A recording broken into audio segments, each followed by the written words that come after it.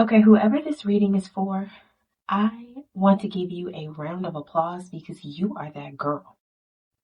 Like, this is extremely impressive. So, you are a goddess, plain and simple. And I know people throw that terminology around. It seems like everybody calls themselves a goddess these days. But what I mean by that is you are supernaturally blessed. And blessings like that can only come from God. So that is why I call you a goddess, because your crown, your kingdom is not man-made. It is heaven-made. It is heaven-sent. You are heaven-sent. You could be a literal angel on earth. And it just feels like in this life, you are literally meant to have every single thing that you desire. And these are not things that you will have to work for. These are things that will be given to you, brought to you, sent to you, period. And the other thing about you is you know this. You know this is true even when it doesn't feel like it's true. And that's the other thing about your gift is that you are able to rest in uncertainty. You live in it because you see the complete picture even if the picture is incomplete. And this drives people crazy. This absolutely drives people crazy because it's like you have this superpower, but you are living life with mortal people. And you're very unassuming. Even though you are a queen and you are a goddess, you don't go and sit up on a stage somewhere. You blend in with everybody else. So for example, this could be like, you remember in Aladdin when Jasmine left the palace because she wanted to just know what regular life was like? It's giving queen or goddess blending in with the commoner's energy. And this pisses the commoners off. Okay, I'm going to tell you right now. Because you all appear to be the same. You all appear to be experiencing the same circumstances. But for some reason, you always rise above your circumstances. And it is not something that someone can emulate.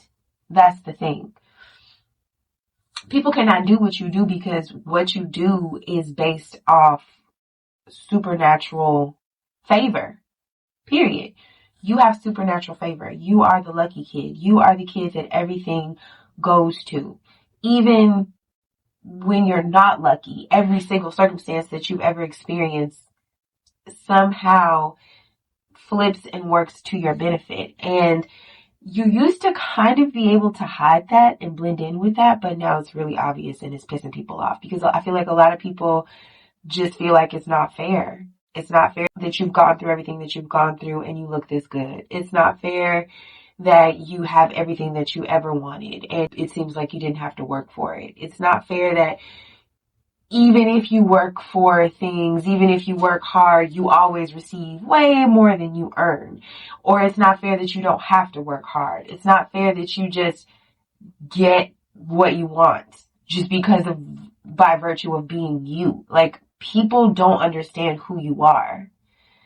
And the more they do start to understand, it just kind of highlights the fact that because it's you, it'll never be them. Because you are one in a million. You are one in a trillion. You are one of a kind.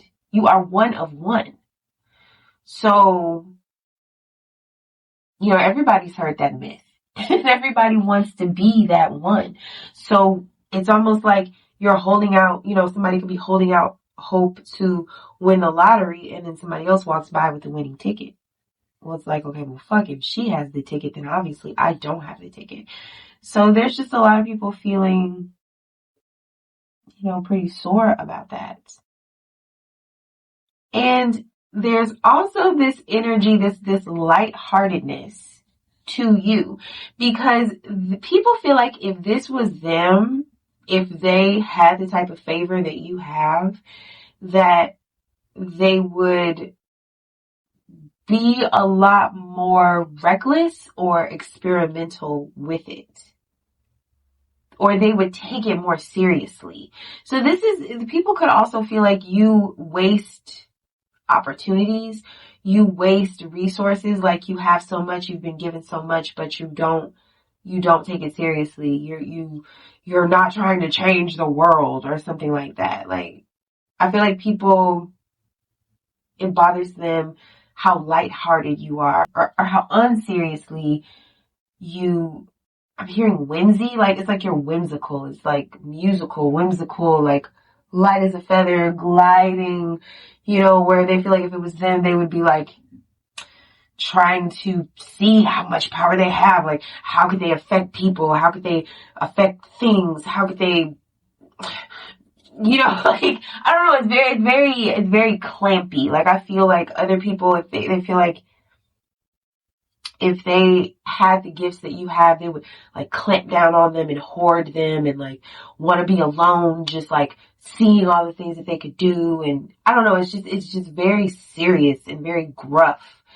And you are not that at all. Like, you have this extremely, have you ever seen those, like, I guess it's like anime, where it's like the giggly girl, with the space buns, but she can like kick everybody's ass.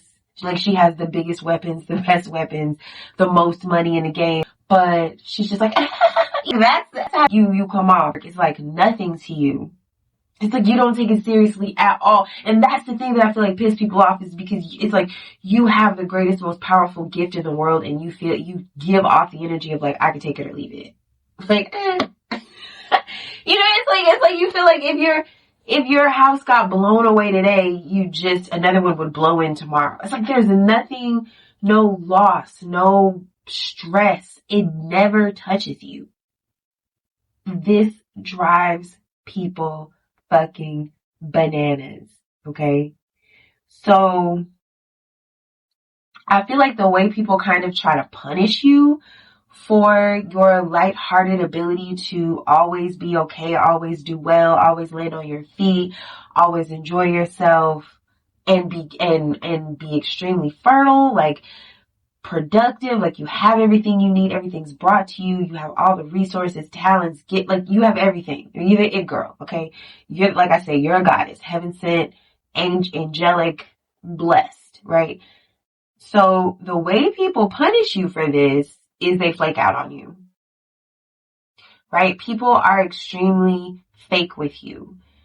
Honestly, because they're trying to test you. They're constantly trying to test you. They're constantly trying to like give you another challenge to have to bounce back from. They're kind of like, they don't want to be something that you can depend on, because they feel like life gives you enough already. So people will go out of their way to disappoint you. And then what happens is you don't give a fuck, because you're probably really used to people not showing up for you. You're probably really used to disappointment, to fake ass people, all this and that. And it doesn't matter, because you lean on the impenetrable. You lean on God, right? You lean on the invisible. I said that in the very beginning. You rest in uncertainty. You thrive there because you have perfect faith. You don't give a fuck. You don't give a fuck if it looks like it's all going to fall down, crash apart. No one's going to show up for you. No one's going to help you. You don't care, because guess what? You know that you're going to be all right. You have this unshakable sense of self, and other people do not have that. So they'll pretend like they're going to show up for you, like they appreciate you, that like they like you. They'll put this mask on, and but really they'll be like talking shit on you behind your back, or they'll just find reasons to like not show up for you. And this could be, subconscious. This could just be like thought forms that they don't have control of, that are so thick that they're affecting their actions. Because it's like, it's not just jealousy, it's envy, right? And I feel like envy makes people act in ways that they wouldn't act towards people that they don't envy. Envy kind of blocks kindness and respect, and so people don't respect you. They're not going to be kind to you. They don't want to help you. They feel like you have enough help. And the thing is, every time they do this to you, disappoint you on purpose, flake out on you, talk shit on you, don't show up for you, are unkind to you, all those things, God blesses you more. It just makes them more mad. It's a terrible loop for them. It's an amazing loop for you. But you always rise again. You are a phoenix. You are a line of phoenixes. You know, you are a generation of phoenixes within yourself. You have infinite lives. You are not a cat.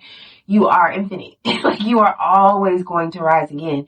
And that helps you be able to rise above it. So then when you turn out to be fine, when you get blessed, when you don't take it personally, when you just say, oh, that's just how people are, you know, I'm not going to worry about it, and you don't hold on to it, God blesses you more. And then the next time you see these people, you are even more blessed, and it drives them even more crazy. And then, because you've learned kind of how they are, you also don't give them any more ammunition. So then you don't give them any more chances to hurt you or not show up for you or, you know, any of that. So then they just kind of have to watch you still thrive despite them, without them, and they don't even have the luxury of proximity to you, which they then realize they really wanted and they wish they had done better with. So it's that too. It's like people then they end up feeling guilty, you know, then they feel bad. It's crazy. It's crazy, right? Because then they want to be, it's like then they realize you're real. It's kind of like the Pharisees in the Bible, you know, they didn't believe in Jesus. They tested him. They were horrible to him. They didn't believe he was really the Messiah. And then, so they put it to the ultimate test. They killed him. And then he still rose up. So then they were like, fuck, we could have been cool with the Messiah. Like, he was the Messiah for real? Damn. Yes, he was, but now he ain't never gonna mess with you, though. Like, you forever a Pharisee. It's written down. So it's people in your life that are definitely like, and if you don't know what I'm talking about as far as the Pharisees, look it up. Look it up. You can just Google what is a Pharisee in the Bible. Yeah, people kind of figure out who you are, that you are who the fuck you say you are, after they mistreat you, and then they realize they've missed out on you. And so it's like, so then that's their karma too, you know? People's karma is being shunned from the goddess. Is if you test the goddess, then you can no longer experience the goddess. You know? So that's what happens. Here's the thing too. Ultimately, you're very laid back, right? You're very unassuming, I think is what I want to say. You're very humble. But that is not your ultimate destiny. You do that now. You play it safe, probably because you're trying to get people to like you, low key. You know what I mean? You feel like if you put your blessings in other people's face, that they won't like you. So you hold back. But what you're coming to understand through experience and experimentation is that it doesn't matter if you hold your blessings back from people. They can sense it, so they're not going to like you anyway. So there is no sense in holding back. You might as well shine. And I feel like that is actually your final form, is to be a star, is to shine, is to show as many people as possible about the glory of God and his goodness and mercy in your life, and how you are continually blessed. That is not meant to be hidden. That's not meant to be humble about. But at this point, you will have experienced enough people who tested you and found you to be true and found themselves to be outside of your blessings. Those are haters, right? But then those haters are going to be your fans. The same people who hated on you, who tested you, who tried to kill you but couldn't kill you, they're going to be your biggest believers. They're going to be your fans. I don't know if you'll have friends.